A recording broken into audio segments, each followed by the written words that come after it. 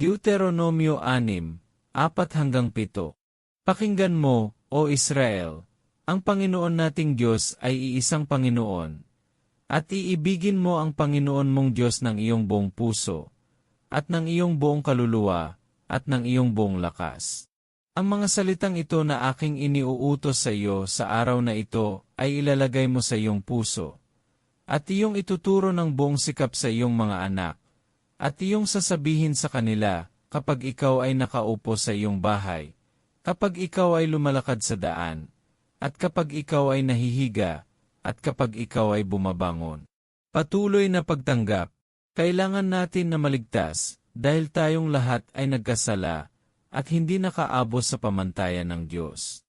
Ibinigay sa atin ng Diyos ang mabuting balita, upang tayo ay sumampalataya sa Kanyang tanging anak.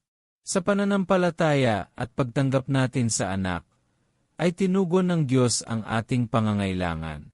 Ang Espiritu Santo ay nagsimulang manahan sa atin. Siya ang gumagawa upang ibayo tayong maging dukha sa Espiritu, at makita na lagi nating kailangan si Jesus na tagapagligtas.